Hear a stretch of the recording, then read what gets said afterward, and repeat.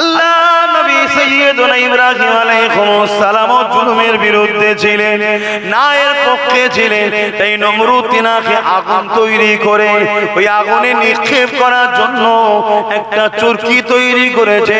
ওই চরকির উপরে তিনাকে তুলেছে, ধরে সোজা করিয়ে ছুঁড়ে ফেলবে। আব্বা জানেরা, মায়েরা, বোনেরা, দুদিনের দুনিয়া, আজ আছে কাল নাই, মারা গেলে লোক তুলে নিয়ে চলে যাবে। মুসলমান যদি হও, ইমানদার যদি হও, কবরের রেহাই পেয়ে যাবে। কিন্তু মুসলমান ভেতরে ঈমান নাই, মুস্তাকে রাসূলদের সঙ্গে দল করেছো, দিনের দুশমনদের সহযোগিতা করেছো, দিনের দুশমনদের ঘরে শক্তিশালী করে সামান্য কিছু বিনিময়ে আল্লাহ দ্বীনকে তুমি ক্ষতি করেছো। তাদের সঙ্গে কাঁধে কাঁধ মিলিয়ে মনে রেখে দিও, কবরের জমিনে তোমাকে শুইয়ে দেওয়া হবে।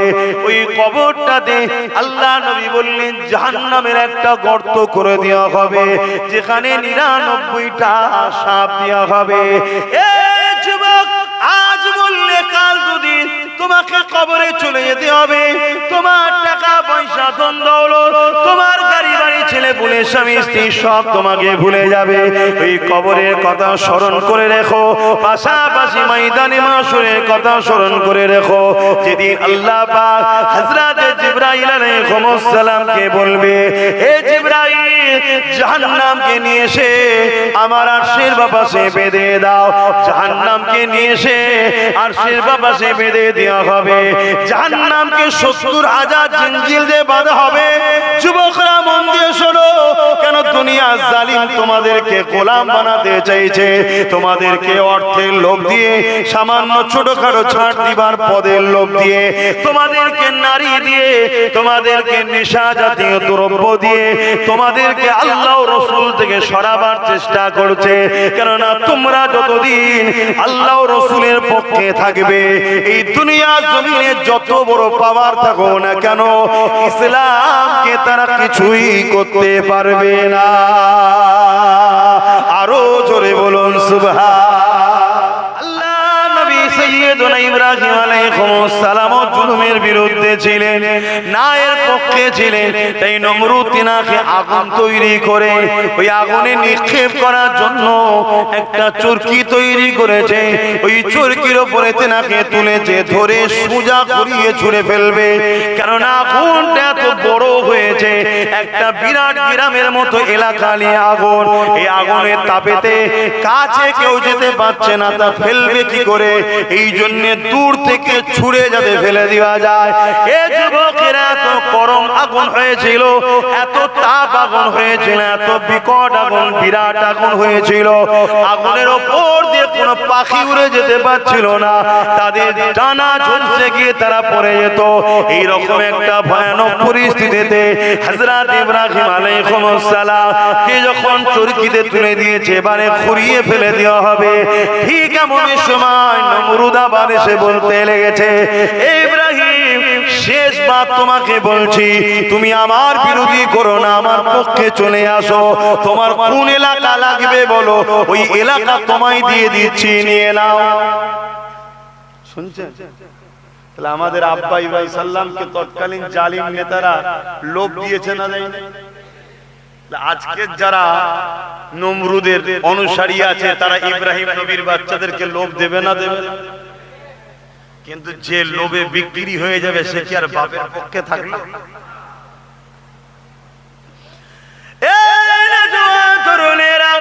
হযরত ইব্রাহিম আলাইহিস সালাম এক কথা বলে দিলেন, এ নমরুদ, তুই যতই চেষ্টা করিস না কেন, আমার দিল থেকে আল্লাহর ভয়, আল্লাহর ভালোবাসা ছাড়া অন্য কিছুই তুই পাবি না। আমার দিলে তুই লোভ ঢুকাতে পারবি না।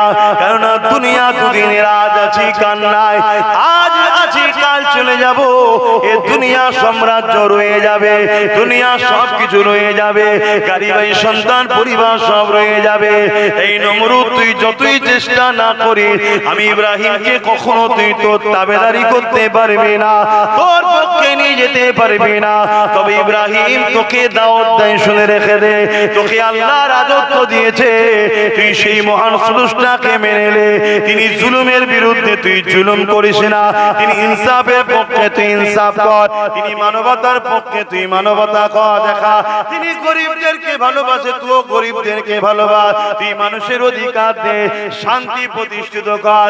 এইভাবে ইব্রাহিম আলাইহিস সালাম ওই চরকিতে বসে বসে নাই সত্যের কথা শোনাতে লেগেছে। এদিকে নমরুদ রেগে গিয়ে হুকুম করে দিল ইব্রাহিমকে আগুনে ফেলে দাও। চরকি খোঁড়ানো শুরু হয়ে গেছে। আল্লাহ পাক জিবরাইলকে বললেন যাও জিবরাইল জলদি করে যাও। জিবরাইল সাল্লাম দুনিয়া জমিনে চলে আসলে চরকিকে ধরে ফেলে ইব্রাহিম আলাইহিস সালামকে বলতে লেগেছে, ও হযরত ইব্রাহিম আলাইহিস সালাম, আপনি যদি বলেন আমি এই নমরুদের হাত থেকে আপনাকে কি কোনো উপকার হিফাজত করতে হবে, আমাকে কি কিছু করতে হবে, কোন সাহায্য কি আমি করব? আব্বাজান ইব্রাহিম আলাইহিস সালাম এই বিপদের সময় কি বলেছিল শুনে রেখে যান। আব্বাজান ইব্রাহিম আলাইহিস সালাম বলেছিলেন, এ ভাই জিবরাইল, আল্লাহ আমাকে পরীক্ষা নিচ্ছে, এখন আপনি পরীক্ষার সময় আমায় ডিস্টার্ব করবেন না, আপনি চলে যান, আমি আল্লাহকে ভালোবাসি, আমার জন্য আমার আল্লাহই যথেষ্ট। আরো জোরে বলুন সুবহান। আমার আল্লাহ যদি তোমাকে দুবেলা না খাইয়ে পরীক্ষা নেয় যে বান্দা কি করে দেখি, তুমি আল্লাহর খুশির জন্য সুখী থাকতে পারবে না? তুমি কেমন আল্লাহকে ভালোবাসো? আমার আল্লাহ যদি তোমাকে দুনিয়ায় জেলে দিয়ে ইজ্জত বাড়াতে চায়, তুমি কি আল্লাহর খুশির জন্য জেলে যেতে পারবে না? তুমি কেমন ভালোবাসো? দুনিয়ায় কত মানুষ, কত দুনিয়াদার নেতার জন্য জুলুম অত্যাচার করে জেল খাটছে না খাটে? বলুন বলুন। আর তুমি জুলুম অত্যাচার না করে নির্দোষ হওয়ার পরও আল্লাহ পাক তোমাকে পরীক্ষা করছে, দেখি বান্দাকে একটু জেলে দিয়ে দেখি বান্দা আমার উপরে এখনো মজবুত হয়ে থাকে কিনা। তোমাকে তো ভাবা দরকার, আমার আল্লাহ যাতে রাজি আমি তাতে রাজি। কেন দুনিয়া দুদিনে। ইউসুফ আলাইহিস সালাম জেলে গেছে জানো না? ইউসুফ নবী কি অন্যায় করেছিল? কথা বল। আম্মা জান জুলাইখা তৎকালীন সময় কি বলে মিশরের রাজা আজিজ, যাদেরকে আজিজ বলা হতো, এমন করে সে সফরে চলে গেছে আর তার সমস্ত কাজের মানুষকে ছুটি দিয়ে আর ইউসুফ আলাইহিস সালামকে আম্মা জুলাইখা ডেকে পাঠিয়েছে। তখন কিন্তু তিনি এক আল্লাহ মানতেন না, এটাও শুনে রাখেন, কেন এই ওয়াকিয়াটা জানার আগে এটা জানা দরকার। কেন যারা এক আল্লাহকে মানে এবং নবীর পরিবার হচ্ছে, তারা কখনো পাপাচারে লিপ্ত হতে পারে না। মেসেজ খারাপ না। তখন তিনি এক আল্লাহ মানতেন না, কি করতেন আগে চলেন বলছি। তো হযরত ইউসুফ আলাইহিস সালাম ঘরের মধ্যে এসেছেন, এদিকে 12টা গেট আছে, 12টা গেটকে একটা একটা করে সব বন্ধ করতে করতে জুলাইখা আসছে ঘরের মধ্যে। ইউসুফ আলাইহিস সালাম শত শেষের দিকে বুঝতে পেরে গেছে যে সব ফাঁকা ফাঁকা লাগছে রাজমহল, আর এদিকে সব গেট বন্ধ করতে করতে জুলাইখা আমার দিকে আসছে, কি ব্যাপার? তৎক্ষণ করতে সব দরজা বন্ধ হয়ে গেছে। জুলাইখা এসে ইউসুফ আলাইহিস সালামের সামনে একদম তখন জন যুবক হুজুর। আহা, আকাশের চাঁদে তো দাগ আছে, ইউসুফ আলাইহিস সালামের চেহারায় কোনো খোঁজ ছিল না। জোরে বলুন সুবহানাল্লাহ। আর ইউসুফ আলাইহিস সালাম যে রূপটা পেয়েছে, ওই রূপটা মুহাম্মদ রাসূলের নূরের সাদকাতে পেয়েছে। জোরে বলুন সুবহানাল্লাহ। আমার নবী কেমন ছিল আবার তাআলা, কথা বুঝে আসছে? তো ভাইরা আমার, ইউসুফ আলাইহিস সালামকে জুলাইখা প্রস্তাব দিচ্ছে যে আমার মনের কিছু বাসনা তোমার উপরে আছে, বাকিটা সব বুঝতে পারছে। ইউসুফ আলাইহিস সালাম তখন এবার চিন্তা করছে কোন দিকে পালায়, ইদিক উদিক করছে। তখন জুলাইখা বলছে পুরো রাত প্রাসাদে মহলে কেউ নেই, ইউসুফ তুমি আছো আর আমি আছি। তারপরেও ইউসুফ আলাইহিস সালাম চংমং করছে। তখন জুলাইখা দুপাট্টা ওন্না নিয়ে, সে যে প্রভুকে মানতো, তার তৎকালীন যে বিশ্বাস ছিল একটা মূর্তি, তার উপরে চাপা দিয়ে বলছে চলো আমার খোদা আর দেখতে পাবে না। তখন ইউসুফ আলাইহিস সালাম বলেছিলেন, জুলাইখা, আমি যে খোদাকে ভয় করি, আমি যে খোদাকে মানি, সেই খোদা অন্তরের খবরও জানে, সেই খোদার কাছে কোনো জিনিস লুকানো যায় না। জোরে বলুন সুবহানাল্লাহ। এই বলে তিনি বিসমিল্লাহ বলে ছুট দিলেন। একটা একটা দরজার গোড়ায় দাঁড়ায়, অটোমেটিক আল্লাহ দরজা খুলতেছে। জোরে বলুন সুবহানাল্লাহ। 12টা দরজা যখন খুলে শেষ পার হবে, আর জুলাইখা আম্মা, এখন তো আমাদের আম্মা জান হয়ে গেছে না, তখন তো ছিল না, কিন্তু এখন আম্মা হয়ে গেছে, সম্মান দিয়ে ডাকতে হবে।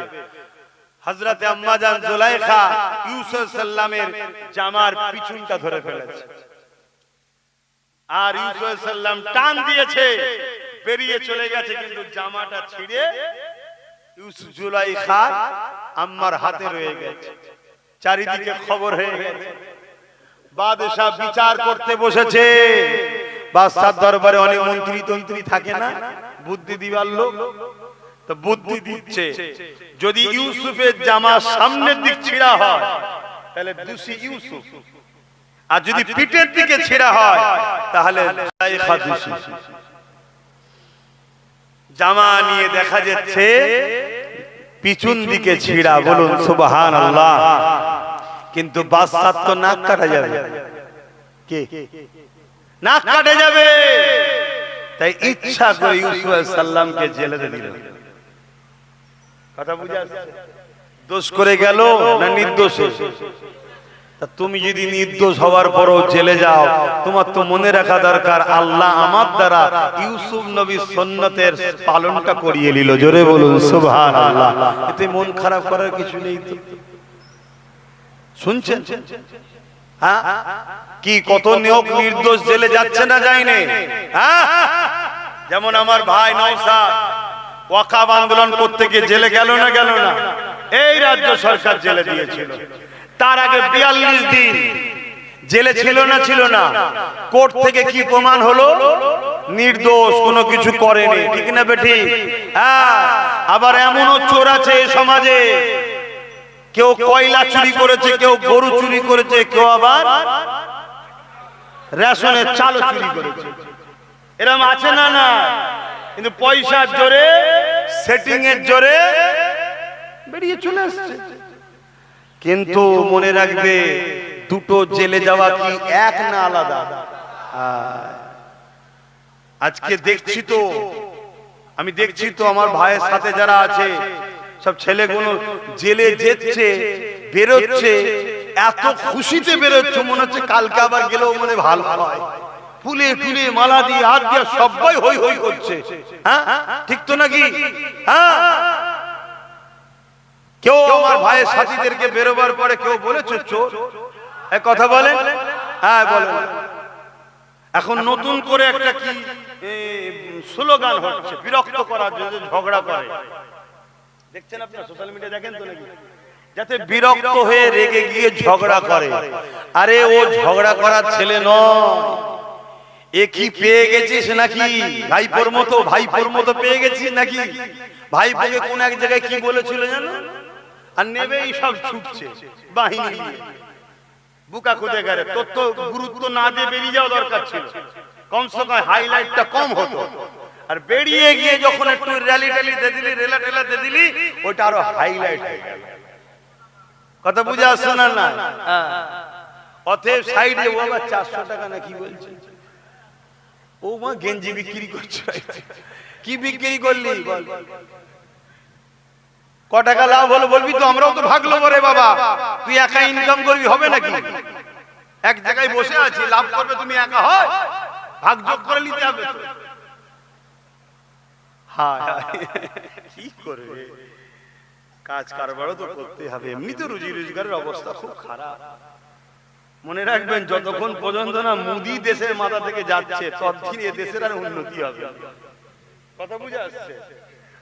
এ দেশের আর উন্নতি হবে না, এটা মাথায় রাখতে হবে। তারপরেও মেহনত করুন, তারপরেও আল্লাহর উপরে ভরসা রাখুন। আল্লাহ ডাল ভাত যা খাওয়াচ্ছে অতি আলহামদুলিল্লাহ, বলুন আলহামদুলিল্লাহ। আখিরাতে আল্লাহ যেন কামিয়াবি দেয় এবং আমার দেশকেও যেন আল্লাহ হেফাজত করে। বলুন আল্লাহুম্মা আমিন। তো বাবেরা জি কথা বলছিলাম, কথাটা কমপ্লিট করি। হযরত ইব্রাহিম আলাইহিস সালাম সাল্লামকে বললেন, ইব্রাহিম সাল্লাম, এ জিবরাইল, আমার আল্লাহ ইব্রাহিমকে দেখতে লেগেছে। আমার আল্লাহ যদি ইব্রাহিমকে আগুনে ফেলে ইব্রাহিমকে পুড়িয়ে আমার আল্লাহ যদি খুশি হয়, আমি আমার আল্লাহর জন্য আগুনে পুড়তে রাজি আছি। এ জিবরাইল, আমার আল্লাহ তিনি সবই দেখতে পান।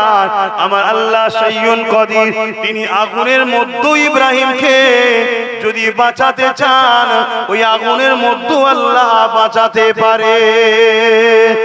আর আল্লাহ যদি ইব্রাহিমের ঈমানের পরীক্ষা নেন, ইব্রাহিম কতটা ভালোবাসে, এ জিবরাইল শুনে রেখে দাও, আমি একবার নয় হাজার বার যদি আল্লাহ জান ফিরিয়ে দেয়, আমি হাজার বার আগুনে পুড়িয়ে প্রমাণ করে দেব আল্লাহ আমার জীবনের থেকে আমি আপনাকে বেশি ভালোবাসি। আরো জোরে বলুন সুবহান আল্লাহ, জিন্দাবাদ। তাহলে বলুন, আমরা তো সেই বাপের বেটা, আমাদের মধ্যে আল্লাহর ভয়, নবীর প্রেম, আল্লাহর মহব্বত, নবীর আদব, এগুলো তো থাকতে হবে।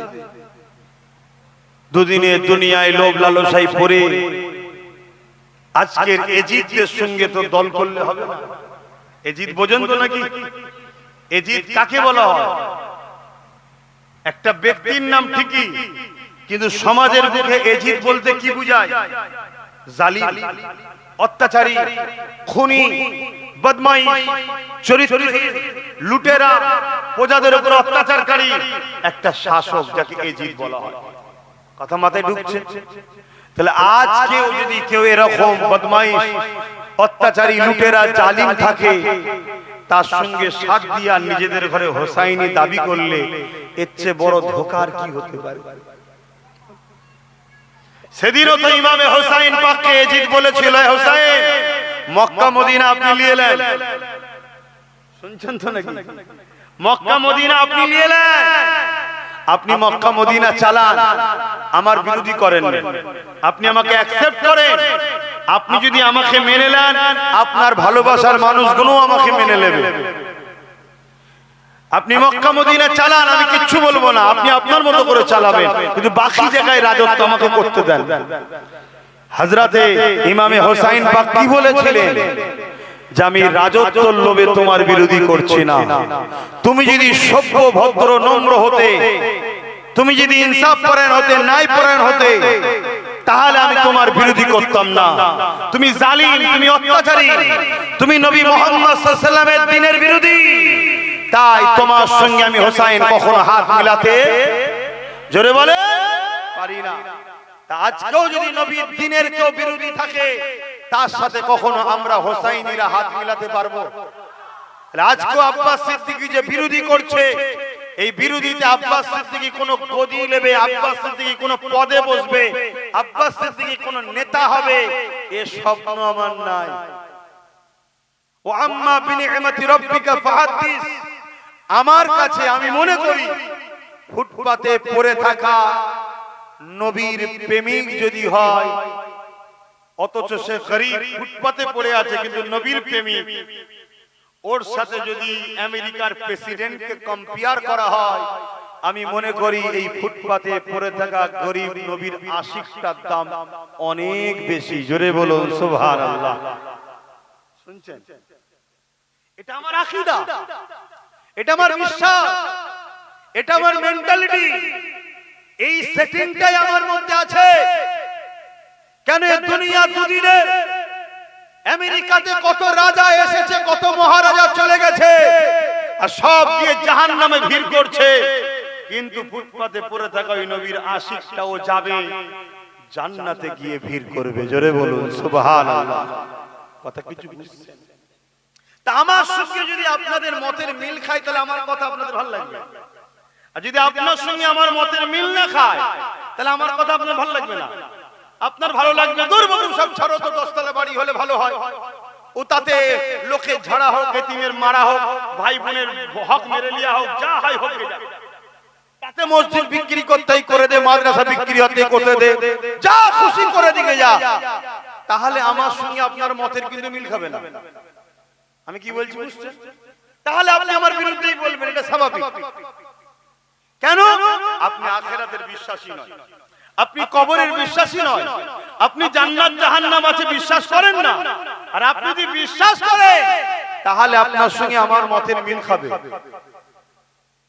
কেন? এটা দুনিয়া পরীক্ষার জায়গা, এখানে আল্লাহ পরীক্ষা নেবে। আল্লাহ ছাড় দিয়েছে বলে মনে করবেন না যে ছেড়ে দিয়েছে আল্লাহ। ইতিহাসকে জানতে হবে। অনেক কষ্ট করার পর তোমাদের এই পশ্চিম বাংলা দেগঙ্গাতে ইসলাম এসেছে। অনেক কষ্ট করার পর মসজিদ এসেছে, মাদ্রাসা এসেছে, দাড়ি টুপি এসেছে। আজকে তুমি মুসলিম দাবি করে মুনাফিক গাদ্দারি করে মসজিদ মাদ্রাসাকে যারা মিটাচ্ছে তাদেরকে শক্তিশালী করবে। তোমার মতো নেমো খারাম গাদ্দার আর কি হতে পারে? কথা বুঝছেন না? একটা লোক বিগত দিন কারোর সঙ্গে মিশেছিল, আজকে আল্লাহ তার কপাল ভালো করেছে। আমি মনে করি তার কপাল ভালো, সে পরিবর্তন হয়ে মসজিদ মাদ্রাসার দুশমনদের ঘরে ছেড়ে ন্যায়ের পক্ষে এসেছে। কথা বুঝে আসছে? আজকে তাকে যদি তুমি গাদ্দার বলো, কোথায় লাগলো? আমটা তোকেই পছন্দ করলো? এতগুলো মাথা পাকা পাকা থাকার পরও ওকে জিজ্ঞেস করো কিছু লাগছে কি?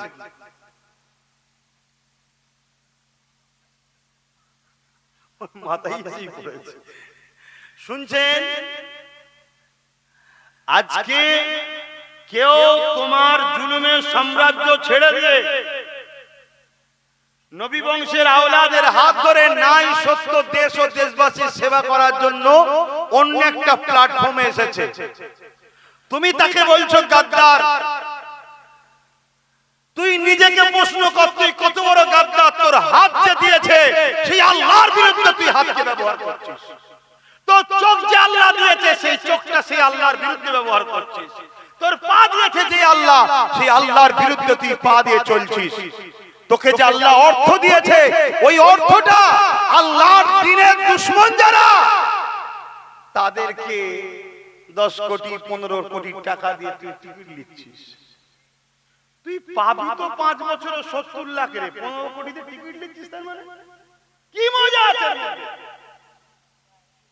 তাহলে তুই ঠিক করে নিয়েছিস যে আমার মাথায় যখন আলো ছিল না তখন যদি আমি চুরি করতে পারি, একবার যদি পথ পেয়ে যায় তাহলে 15 কেন 10-15 তুলে নেব।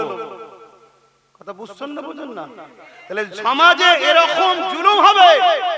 আর আমরা উলামারা যদি বলি না এসব কথা বলা যাবে না, এটা রাজনীতি হচ্ছে, মনে রাখতে হবে সেই উলামা দ্বীনের অর্ধেকটা মেনেছে, অর্ধেকটা মানে না।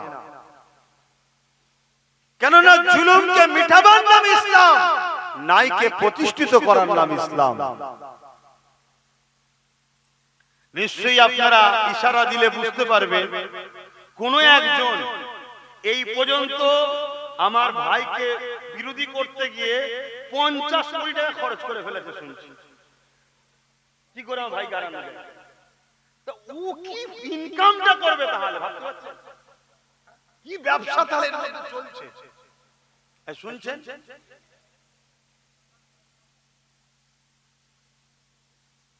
এই জায়গায় আমাদের মতো লোক যদি ভালো ভালো লোককে দেখে আস্তে আস্তে নালিয়ে আসে, তাহলে সমাজের মানুষ নিরাপদে থাকবে। আর সমাজের মানুষ যখন নিরাপদে থাকবে না তখন আমরা নিরাপদে থাকবো। এইটা ভাবা কি আমাদের অপরাধ? কিন্তু অপরাধীরা বলবে আমরা অপরাধ। অপরাধীরা ভাবে ভাবুক কে যাক। আপনারা যারা আমাকে ভালোবাসেন আপনারা বলুন আমার কিছু অপরাধ হচ্ছে। আওয়াজটা সবার মধ্যে শুনতে চাইছি। হয় হ্যাঁ বলুন, নাই নাই বলুন। যেটা বলবেন সত্য বলুন, আমি কিছু অপরাধ করছি।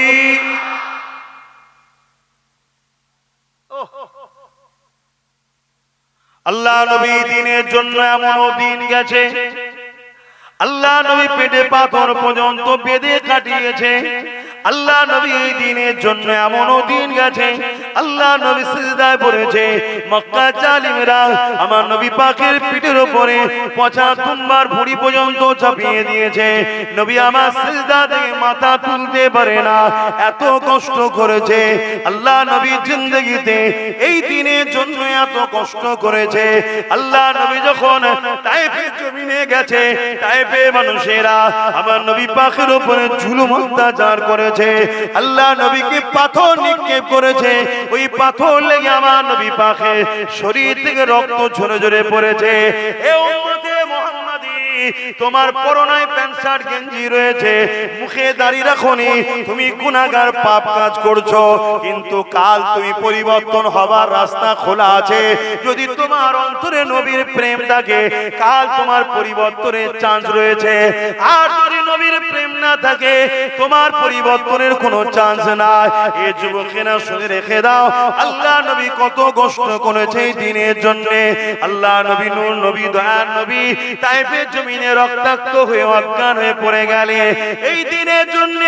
আল্লাহ নবী যখন উহুদের ময়দানে গেছে, জালিমদের পাথরের আঘাতে আল্লাহ নবী দান্দা মোবারক শহীদ হয়ে গেছে। ভেবে দেখো, এই দিনের জন্য আল্লাহ নবী নিজের মাতৃভূমি মক্কা থেকে হিজরত করে ইয়াসরিব মদিনাতে চলে যেতে হয়েছে। এই দিনের জন্য আল্লাহ নবীকে পাহাড়ে গিয়ে গাছের পাতা ফলমূল খেয়ে মাসকে মাস থাকতে হয়েছে। আজকে দিনে কোন এক শক্তি পাওয়ারের জোরে আমার মসজিদ, আমার মাদ্রাসা, আমার কবরস্থান আর ঈদগাহকে ভেঙে দিতে চাইবে। আর সেই শক্তিকে এই বাংলায় কেউ সহযোগিতা করবে, এই দুই শক্তি মসজিদ মাদ্রাসা দ্বীন ইসলামের দুশমন হবে। আর তুমি আমি যদি এই মাদ্রাসা মসজিদ দ্বীনের দুশমনকে সাথ দিই, মনে রেখে দিও, আল্লাহ নবীর হাদিসটা মনে রেখে দেবে। প্রায় জায়গায় বলেছি, আজও বলে দিচ্ছি, কোন মুসলমান যদি জালিমকে জালিম জানার পরও শক্তিশালী করার জন্য ওই জালিমের সাথ দেয়, ওই মুসলমানটা ইসলাম থেকে বেরিয়ে যাবে। শুনছেন? তাহলে আজকে রাসূল কত কষ্ট করলে এই দিনের জন্য, এই কোরআনকে মিটাবার জন্য কত চেষ্টা হয়েছে। এই ভারতবর্ষে হতভাগা আকবর দ্বীনে ইলাহি বার করেছিল কোরআনকে মুছে দেবে বলে। এই কোরআনকে কত দেশে পুরাবার পর্যন্ত চক্রান্ত হচ্ছে না।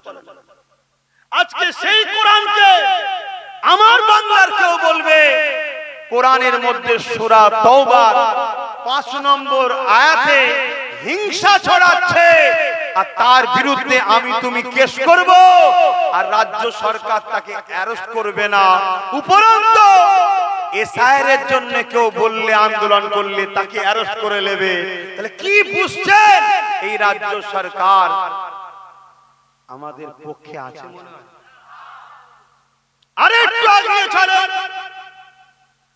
এই সরকারই তো বলেছে কি কোরআন শেষ হয়ে যাবে, আমার উন্নয়ন শেষ। এই কথা আপনারা অ্যাকসেপ্ট করেন? এই কথা অ্যাকসেপ্ট করেন? এই কথা ঠিক বলেছে না ভুল বলেছে? তা ভুল বলেছে, ক্ষমা চেয়েছে। তো ক্ষমা যখন চাইলে, তাহলে সে কোরআনের বিরোধী করেছে না করেনি? আর কোরআনের বিরোধী সে জালিম না জালিম নয়? জালিমকে যে শক্তিশালী করার জন্য সাথ দেবে, ওই মুসলমান আল্লাহ নবী বলছেন মিশকাত শরীফের হাদিস, ইসলাম থেকে বেরিয়ে যাবে।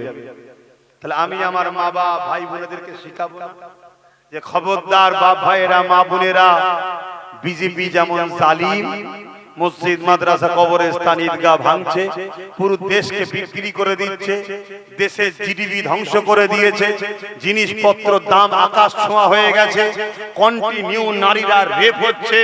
এই অত্যাচারী জালিমকে তোমরা সাথ দিও না, এটা বলার অধিকার বাপ মা ভাই বোনেদের জন্য আছে না? না আওয়াজ দিয়ে বলুন আছে না? না হাত তুলে সাক্ষী দিয়ে বলুন আছে না? না ঠিক তেমনি আমি আমার বাপ মা ভাই বোনদেরকে বুঝাবো না যে যারা জালিম হয় তাদেরকে শক্তিশালী করার জন্য যারা সাথ দেয় তারা ইসলাম থেকে বেরিয়ে যাবে। তাই রাজ্য সরকার কেন্দ্রের কালো কানুন ওয়াকফ আইনকে মেনে নিয়েছে, অর্থাৎ ইও ওয়াকফের দুশমন, কোরআনের দুশমন, একে সাথ দিও না। দেখছো না রিসেন্ট বলছে, রিসেন্ট মসজিদে মসজিদে জুম্মার দিনে ইমামদের বলবো উস্কানিমূলক বক্তব্য যেন না দেওয়া হয়। বলো, তোমার বিবেককে প্রশ্ন করো, তোমাদের মসজিদের ইমাম উস্কানিমূলক বক্তব্য দেয়? তোমার আল্লাহর ঘরে হিংসামূলক বক্তব্য হয়? তোমার আল্লাহর ঘরে সন্ত্রাসী কথা হয়? তোমার আল্লাহর ঘরে সাম্প্রদায়িকতার কথা হয়? তাহলে আজকে বলো, এরকম একটা কথা বলছে, কোরআন শেষ হয়ে যাবে বলছে এরা জালিম নয়, তাহলে আমি আমার বাপ মা ভাই বোনদের বলবো না যে এদেরকে বাবা ভোট দিস না, ঈমান চলে যাবে? এই বলাটা কি অপরাধ হয়ে যাবে? কথা মাথায় ঢুকছে?